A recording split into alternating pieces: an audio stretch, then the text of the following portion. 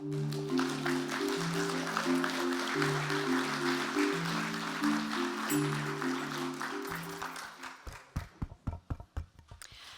evening, everyone, and welcome. I'm pleased that not heat or pandemic or power outages have thwarted us holding this event. That, I think, bodes well for a successful conversation. I'm Mackie Raymond, and I'm the Program Director for Education here at the Hoover Institution, and I have the pleasure of introducing today's guest and host. There are many ways to have a life of public service, and while their paths to cabinet posts differed, both Betsy DeVos and Condoleezza Rice built enormous records of service. In Mrs. DeVos's case, she rose to become the 11th United States Secretary of Education after first building a deep and impressive record of impact as a social activist, as a board leader of advocacy organizations, as a valued political advisor, and as a philanthropist. She's captured her experience as Education Secretary in a new book. It's called Hostages No More: The Fight for Education Freedom and the Future of the American Child. It's published by Hachette Book Group. And I have to say, having read it, if you want a front row seat to a carnival of insanity, this one's for you. For our own Dr. Rice, her trail blazed through early terms at the State Department and later on the National Security Council, as a political scientist and later provost at Stanford, as a board member in her own right with education-focused organizations, and before returning to Stanford and Hoover, serving as the 66th United States Secretary of State. We now have the honor to call her the Tad and Dianne Taube Director of the Hoover Institution. Each, in their own way, have become titans in the fight for better school options and better life outcomes for America's children. They are both fierce activists, strong voices, and warriors seasoned by the conflicts and controversies that are part of cabinet-level service. If they weren't alpha chicks before, they certainly earned their stripes then. Now, the conventional wisdom, and this is gender neutral, is that you don't want two alphas in the same room. But lucky for us, they're on the same team. So please join me in welcoming Secretary Betsy DeVos and Secretary Condoleezza Rice.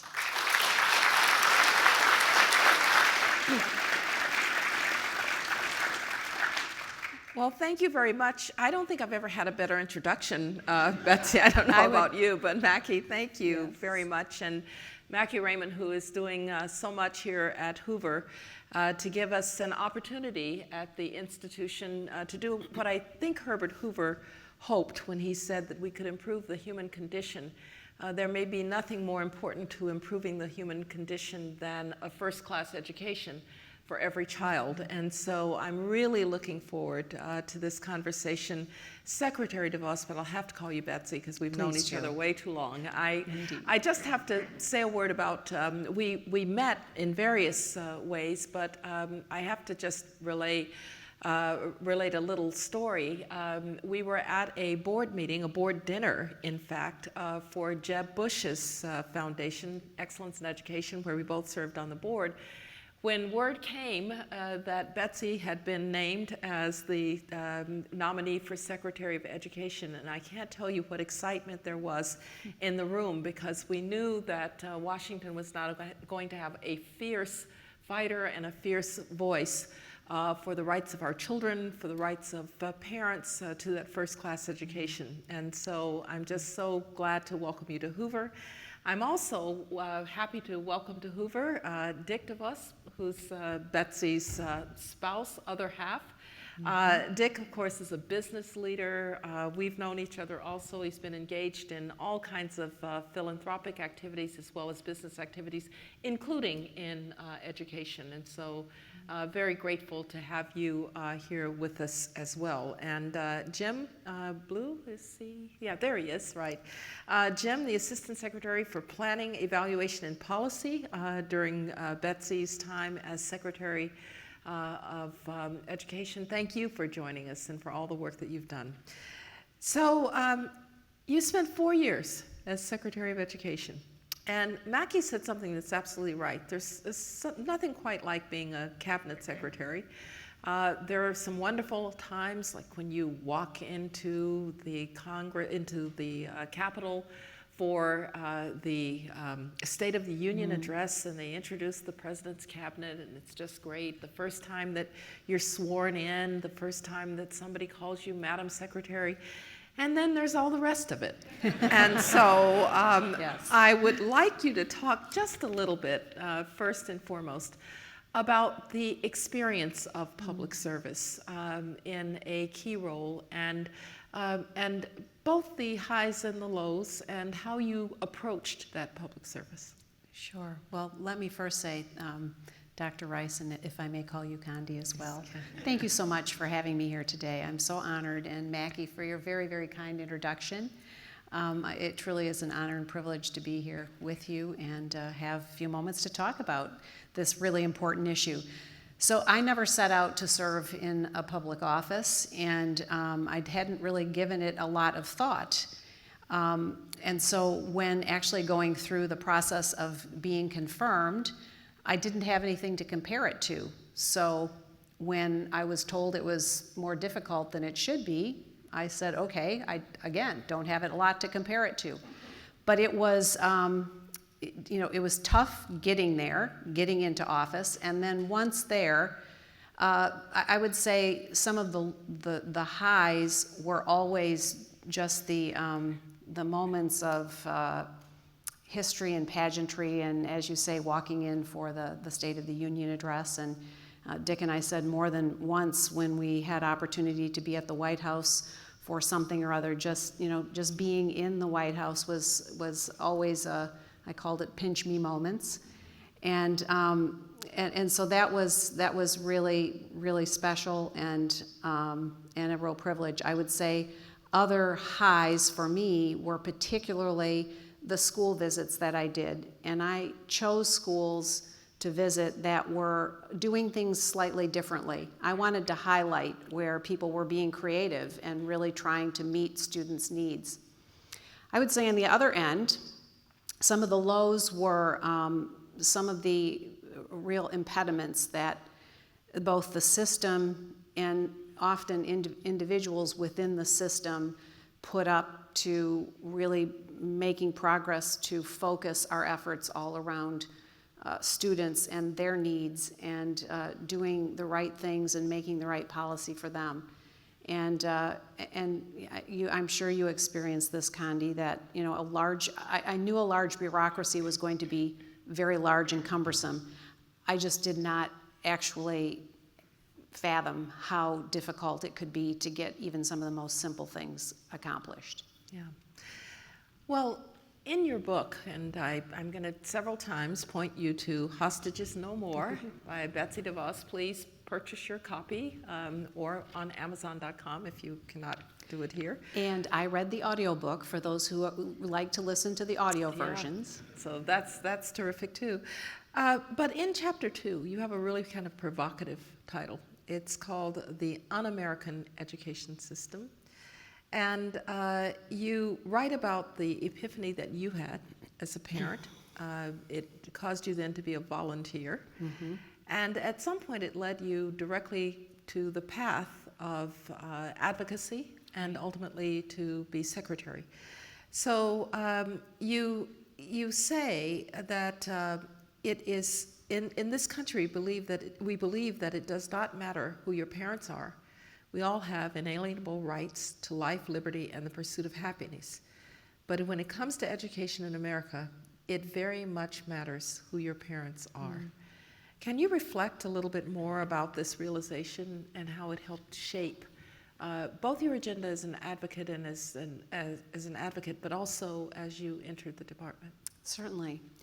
I began to get involved in education when Dixon, my oldest son, Rick, was about to enter kindergarten. And Dick and I were blessed to know we were going to be able to have our children go wherever we thought was going to be best for them for school. So I looked around the West Michigan area to see what some of our options were. And in the process of doing that, I discovered a little Christian school in the heart of our city that was serving the students from that area, and got to know the founders of the school and realized very quickly, first of all, we just didn't decide on Rick going to that school, but I got involved as a volunteer there and realized very quickly that for every child and family that was represented there, there were probably 10 or 20 other families in the neighborhood that would have loved to have their children in a setting like that. It was a palpably nurturing and high expectations environment, and yet the school has to raise still today 90% of its operating funds as a tuition-based school. And so I started volunteering there, and the more I volunteered, the more I realized that it was really the policies that were precluding other families from having that kind of experience. So we started scholarship programs for students in West Michigan, then a statewide program, and then moved on to really starting to advocate at the state level for policy change to provide families with more options and choices. And then over a period of time realized that just making an emotional appeal or a logical appeal was not going to make the difference in policy. What really was needed was political muscle, along with the arguments that could be made to compel people to see the advantage and the benefit of giving families more choices and more freedom. Because today, for most children, they go to the school that is assigned to them by their zip code. And for all too many families that don't have the economic means to move somewhere else or to make another choice, they're stuck there if that school does not work for their family. And that has really come home to roost and be revealed to many more families in the last couple of years. Right, and let's talk a little bit more about so-called school choice. Because in fact, we do have a choice system. If you are of means, you can move to a district where the schools are good, the houses are expensive. If you are really well off, you can send your kids to private schools. Those are choices.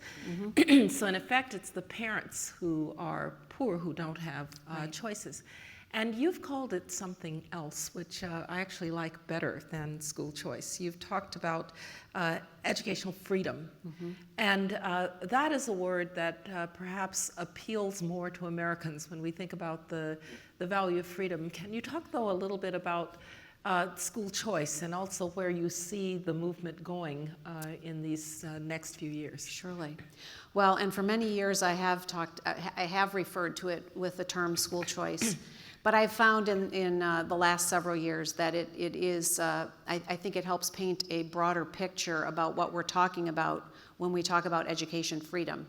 Because for legislators in a rural area, for example, that may have one school for many communities that gather, from a multi-mile radius, they can't envision what a school choice would mean to families in that particular area. So I talk about the fact that maybe there's a few kids within that school that would learn better with a different pedagogy or a different approach to learning, and perhaps they form a micro school that cohabits within that building, or perhaps there's students in that school that would like to take a class that they can't possibly offer, and yet they could learn from the finest professor in the world, perhaps on the other side of the globe, virtually. And so I encourage people to think more broadly about what education freedom really is. And the system that we have operated under for K-12 education is approximately 175 years old. It's changed very little, and I've said often that education really is the least disrupted industry in our country. And some people bristle at the notion that education is an industry. But make no mistake about it, it has every element of an industry, every facet of an industry, and yet it's supposed to be serving the most valuable part of our future, our children. And so when I talk about education freedom, the notion of really giving the freedom and opportunity and the financial power to families to drive the kind of change that needs to happen for their own children's experience gives us a broader look at what we could be experiencing, what kids could be experiencing today if we sort of get outside of this one-size-fits-all, top-down, totally government-run, except for those who can afford something else approach. And so that's why I like to use the term education freedom. And you said something when we talked about what it was like to be secretary. You talked about going out into the community. And I know you spent a lot of time outside of your office in Washington. You were always on television at a school or whatever. And you talked a little bit about the children, but talk about the parents, because we're now getting a lot of attention on parents. And many people believe that parents facing what they faced during COVID are awakening to what their kids' education is like. So how do you see parents in this movement? Well, I think for parents, the last 2 years in particular, they've had a front row seat to see what their children were experiencing, or in many cases not experiencing.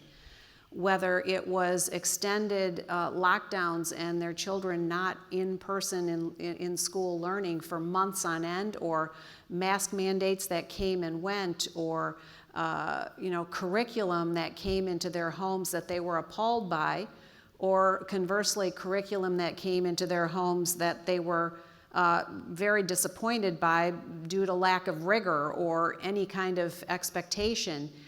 Any number of those things and more have really awakened parents to how little they have actually controlled of their children's education.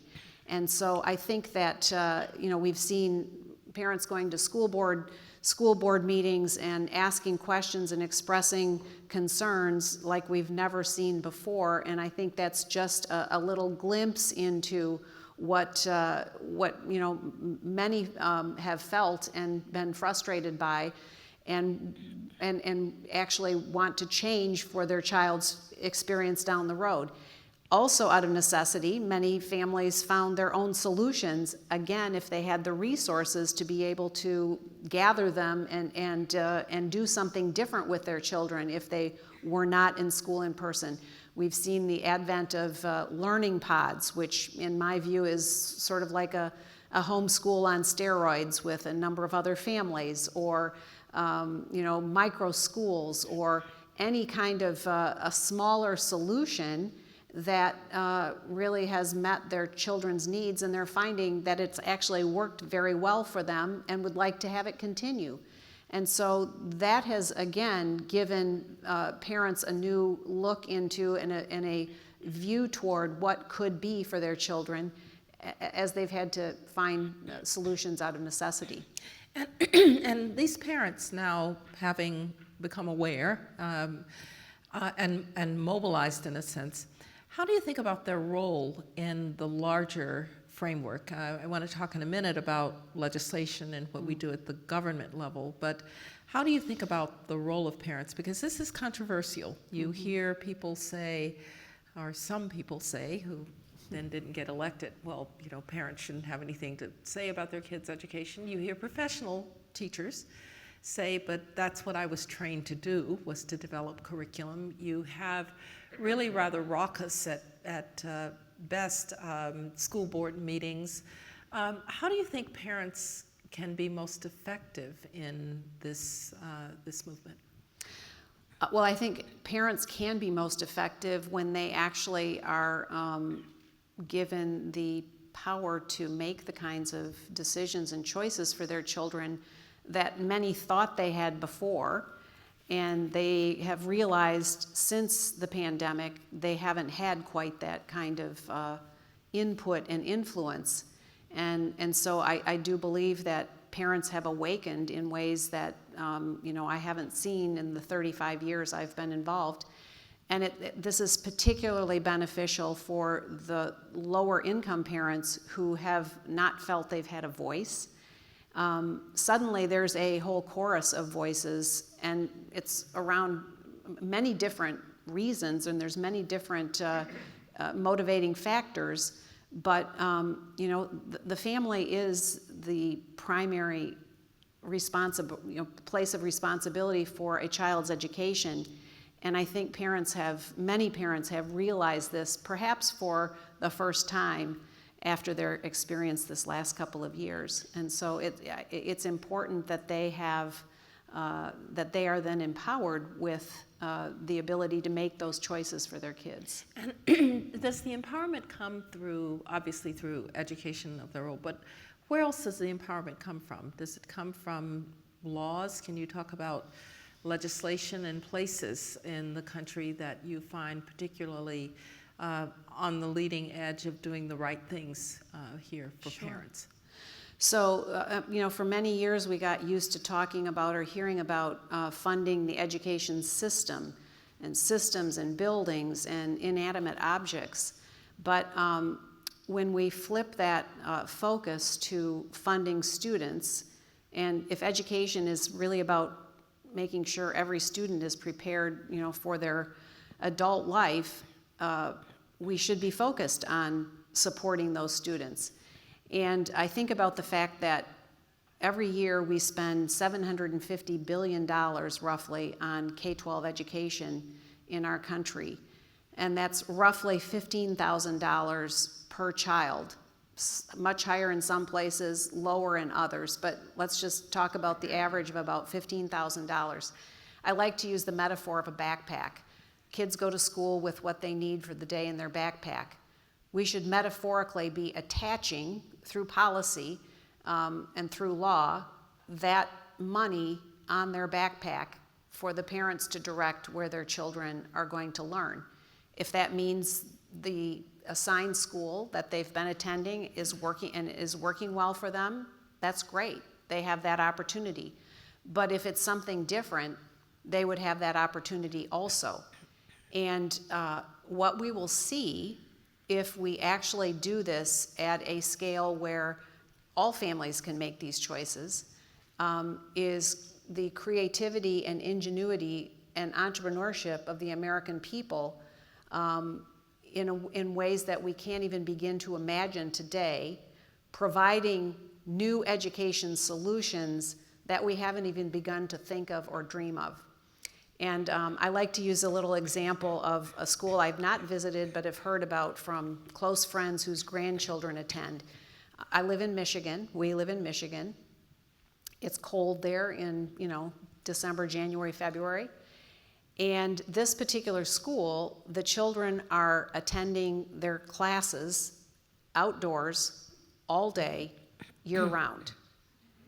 And they're choosing to do this. Hardy little kids, aren't they? And the teachers are choosing to be in that kind of an environment. And I just use that as a very quick example of thinking differently about how we can approach really untapping the potential of every single child. Well, we're clearly not doing some things right, because the U.S. is 13th in reading, 18th in science, 37th in math. Mm-hmm. For a developed country that leads the world in technology and innovation, the world's largest economy, the guarantor of security around the world, these are pretty sad numbers. They are. And we spend the most. And we spend the most. Mm-hmm. So it's clearly not just a matter of money, but money following the child. So are there experiments in the states? Because I'm going to turn in a moment to a comment that you made about federalism, which got a lot of publicity. But as we think about the states that are leading, that seem to be making some headway, are there places that you're particularly encouraged by, and what makes those states different? Indeed. One of the states I've most often pointed to is the state of Florida, where our mutual friend Jeb Bush, as governor, really opened the door to education freedom when he was governor now more than 20 years ago. And subsequent legislatures and governors in Florida have continued to build on and expand those programs and those opportunities in Florida, where today Florida has the most expansive access to education freedom.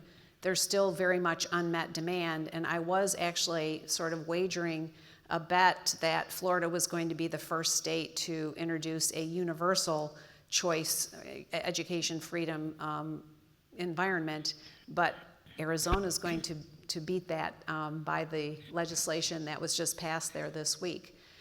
But some of the things we've seen over the years in Florida are in districts where the highest percentage of children are in schools other than their assigned schools. The achievement levels have actually gone up also among those students who have stayed in the schools to which they were assigned.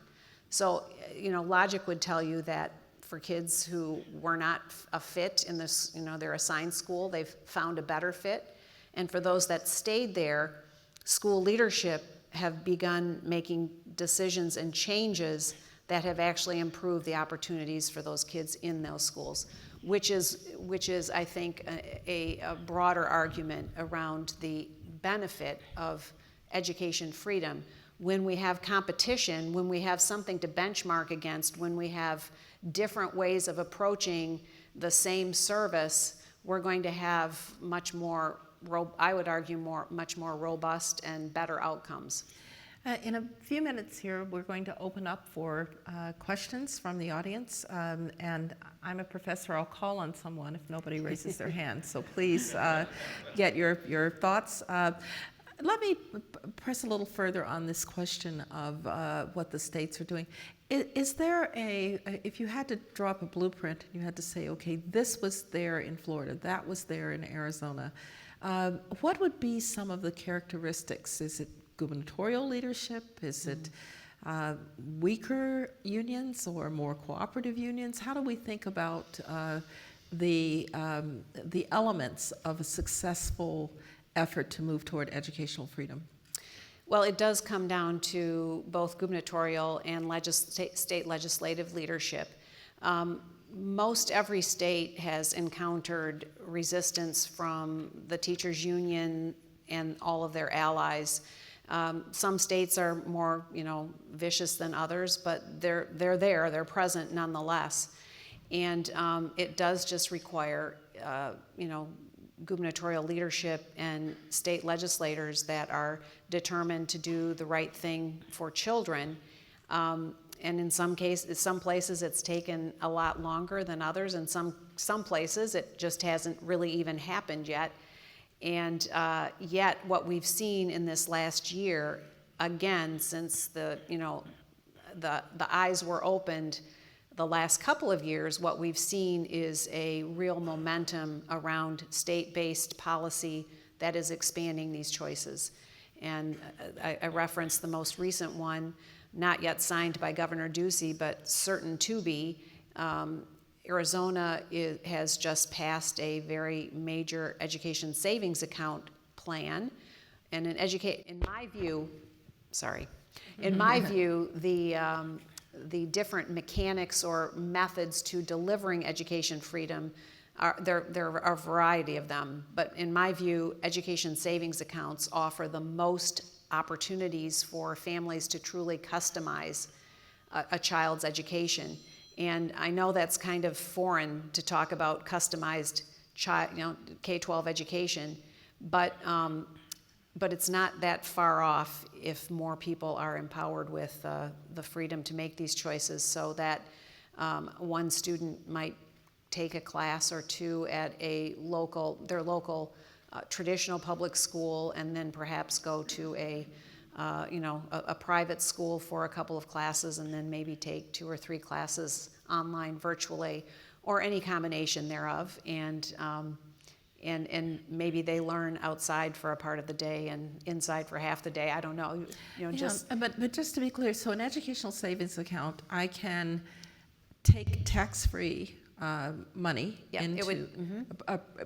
Yes, go ahead. It would be a designation of what the state is already spending for you or for your child, and it would go into an account that you had the ability to control, and it would be used for education-related matters that the state, and each state would do slightly differently, putting the boundaries or guardrails around it.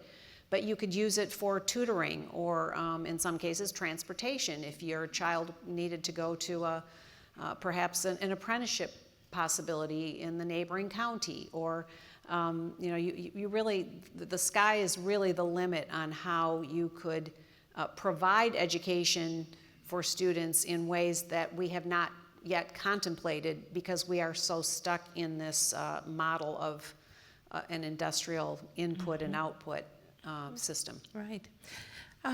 One more question before we turn to the audience. So I was Secretary of State. I don't think I ever suggested abolishing the Department of State. Well, there's a role for the Department of State.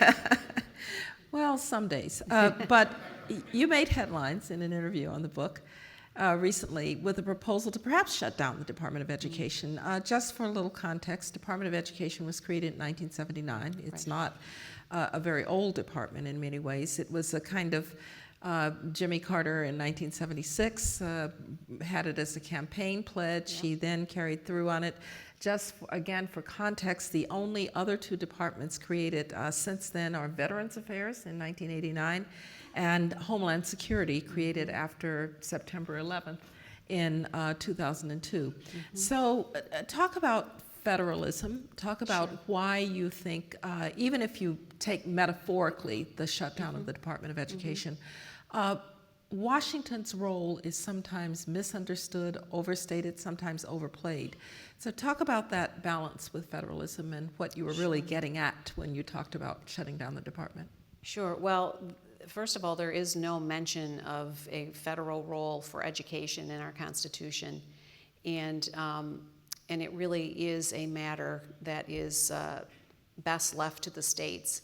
So, created in 1979, we've spent over $1 trillion at the federal level to close the achievement gap. Was the express purpose to close the achievement gaps, and $1 trillion+ later, the achievement gap hasn't narrowed one little bit, and pretty much any way you look at the gaps by whatever measure, they've actually widened in some cases.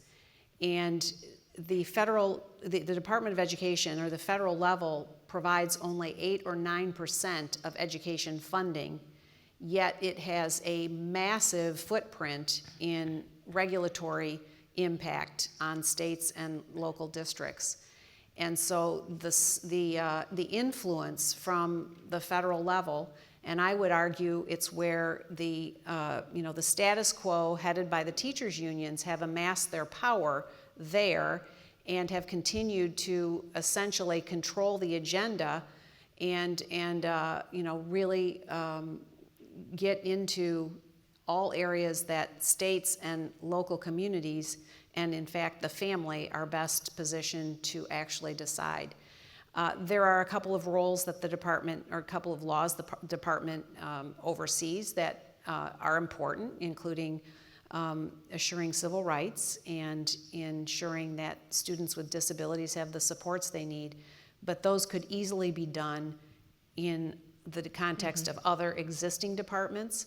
Everything else there is really a movement of money with competitive granting, with strings attached that are agenda driven.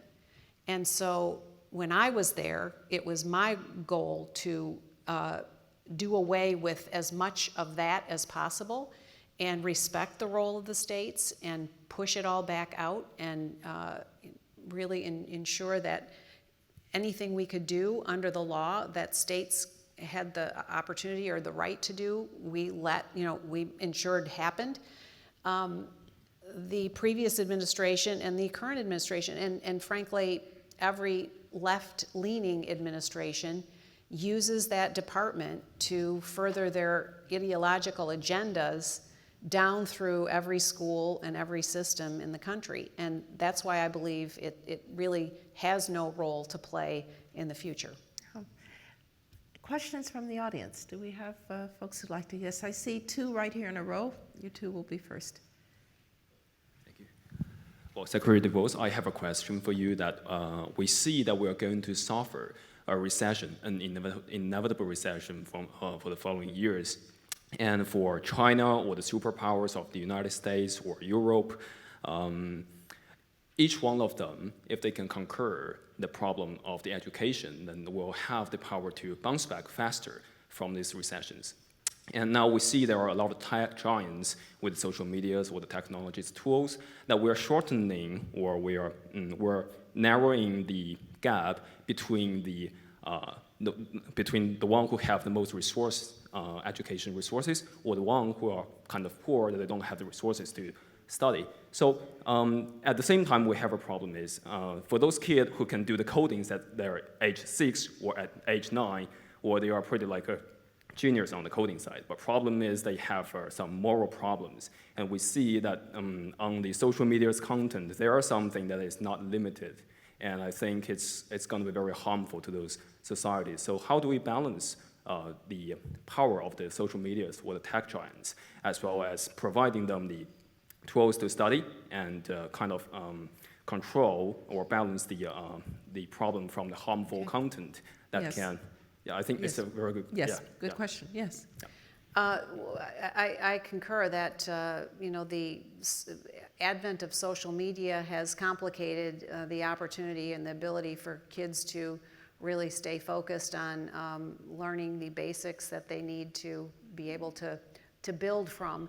And by the same token, the system that we continue to perpetuate today is not introducing young people to the opportunities in every area of technology at ages early enough. Now, it's probably very different in this area, but I'm saying across the rest of the country, we are not, because the system is so antiquated, it is not really geared toward looking for opportunities to ensure that all students are exposed to what kinds of careers and what kinds of technological careers or pathways they could follow, and that has been the case for more than a few years. I would say that one of the things that we tried to do in office was to really point out the opportunities that there are for career and technical tracks and education that do not require going to a 4-year college or university, and to try to break down that stigma that I think has long existed, that you're not going to be successful unless you go to a 4-year college or university. We know there are millions of jobs available today that don't require that. All of that, though, boils down to the fact that the systems that we've operated under really are not forward-looking and forward-leaning in that way. You see little pockets of people doing it and getting it right for kids, but way too many that are stuck with a backward-looking view versus what the opportunities are and how to get kids exposed to those earlier on. Yes. Yes, right behind you. Yes. Hello, Secretary DeVos. My name is Philip Lon from an organization called Bay Valley Tech. So we provide digital skills training to our young adults and teenagers for free. We partner with the County Office of Education, county workforce development agencies, local adult schools, corporate sponsors, and all that. My question is that you were talking about choice. We're kind of taking that to the extreme, providing skills-based training that's matter of months, right? 8 months, 9 months, 15 months, folks are able to get into 6-figure digital-based tech careers now, and companies are hiring our graduates. As we work with or seek to work with our established educational institutions, we don't want them to feel like when organizations like ours come to the table that we don't want them to feel threatened, right? We want to feel like, hey, this is an option to look at. Are there ways to partner together to provide more choices to our students? Do you have suggestions on how we can have that discussion with our established educational institutions where they feel like, the choices that are coming to the table are not a threat to the established institutions, and that they might be more open to partnerships. Thank you. Yeah. Great question, and I would say it, has probably primarily has to do with the leadership of whatever district or, system you're working with and talking to. But my experience has been that the system, and represented from, the federal level on down, is very protective of what they know, what they have, and what they want, and doesn't always appreciate a different approach. Again, I think it goes back to supporting policy changes that are going to give more of our fellow citizens the ability to make those choices and control those questions and answers for their own children, and then young people having, carrying on with that same kind of decision-making power. That is going to ultimately bring about the kinds of change that need to happen on the scale that I think we're talking about. There's a gentleman in the middle here, in blue, right? Yeah, down in the middle. Yeah, right there. Yeah. Oh, thank you. And please make your questions as quick as you can so we can get a couple more in, okay? No problem. Hello, Ms. DeVos. My name's Jose Chavez, a student at UC San Diego and alumnus of the American Enterprise Institute. My question for you is, should U.S. education policy focus on maximizing college attendance and enrollment, or improving the quality of high school coursework? I know that 32% of Americans above 25 have a college education, yet your statistics indicate that the college education is not as effective. What do you think U.S. education policy's remedy ought to be? More college or high school? Yes. Thank you for that question, Juan. I think there should be support for many multiple pathways beyond high school for individuals, and pathways to include shorter-term certification programs and or shorter-term certificates, etc. But the policies today don't really support that notion. Again, the push continues to be go to college, and then you have a high percentage of students who start college, spend a year, maybe two, accumulate a bunch of student debt, and then leave without having a real direction. And that, to me, is tragic. I think that we have got to get more serious about looking at the wide range of opportunities there are for individuals to pursue careers in ways other than a four-year college or even a two-year college. And one of the systems, or one of the countries that I think is interesting that we should be looking at much more closely is Switzerland, with their apprenticeship program, where 75% of kids in high school are working in an apprenticeship. And we have a very limited view of what apprenticeships look like here. And so I like to reference the fact that the president and the CEO of UBS, one of the largest banks in the world, both started as apprentices in a bank.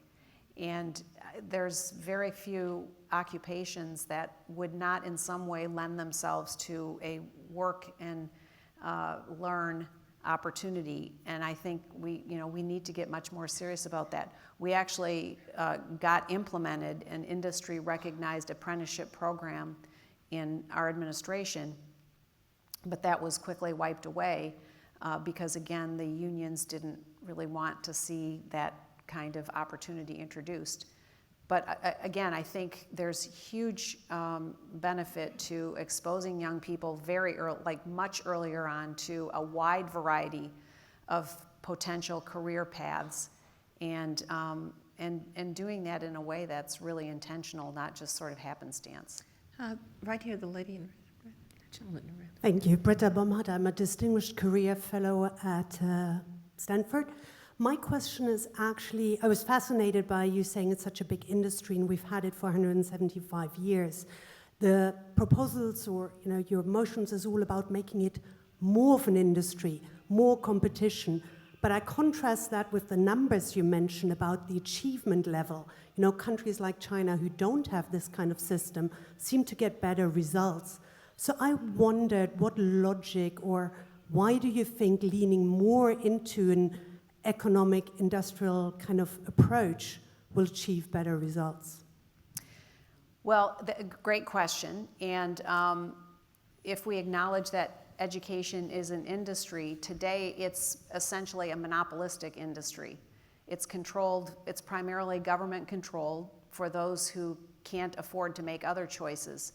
And so what I'm suggesting is that by allowing education to be a market-based industry, we will ultimately have a lot more creativity, a lot more competition in a good sense, and therefore a lot better outcomes with a whole host of different providers, different approaches, and different solutions. I am going to give you an opportunity to close, but I have to ask, since we're sitting in a university, Title IX has also been one of your legacies, and yesterday or today, some changes to Title IX have been proposed by the Biden administration. And not so much into the depths of it, but kind of philosophically, what were you trying to achieve on Title IX, and what do you think we should try to achieve in the future? Thanks for that question. So Title IX just had its 50th anniversary this week, and as I'm sure all of you know, it was passed to ensure equal access to education based on sex. And the issue that I dealt with as secretary was primarily how campuses or education institutions needed to handle matters of sexual misconduct on campus. The previous administration had issued a letter that effectively set up kangaroo courts for adjudicating these processes, and it did not have the force of law, but it was implemented in the way that it did.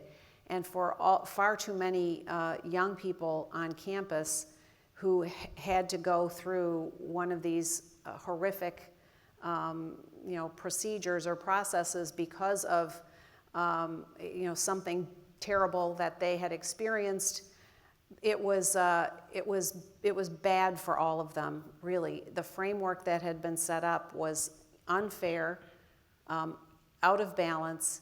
It denied, in way too many cases, due process. And so I set about with my team to do the regulation around this properly and carefully. And I sat down with individuals who themselves had been the survivors of sexual misconduct or an incident on a campus. I sat down with some who had been wrongfully accused. I sat down with administrators and people who were having to actually try to navigate these situations, and listened carefully to all of them. We had multiple other inputs from those same types of groups, and we went through the very lengthy regulatory process to set up a fair and predictable and very a framework that guaranteed due process. It also guaranteed that for the individuals who had been harmed, they were able to control that process. I heard from, I can't tell you how many individuals who had something that that had happened to them.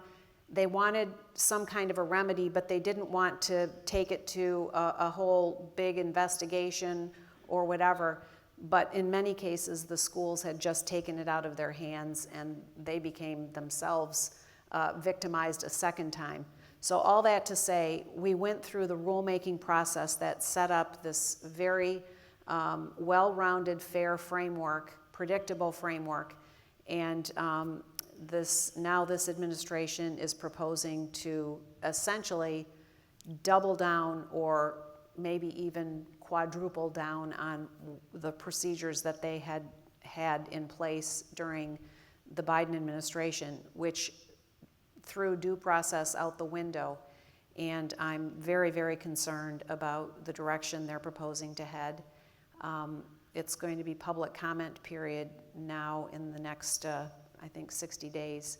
I urge and encourage anyone who's also concerned about this to speak into it. This is, there have been a number of federal court decisions that have clearly landed, some of them even more, I would say, stringently than the rule that we ended up with on ensuring that due process protections are in place. And so this is going directly head to head with a number of court decisions.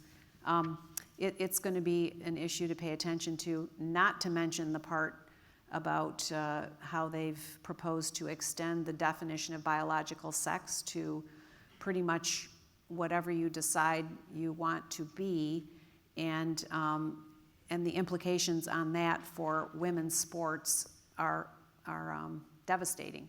It really, if proceeding the way they have proposed, it will essentially do away with women's sports. Right. Well, thank you. You said in your hearing, I trust parents and I believe in our children.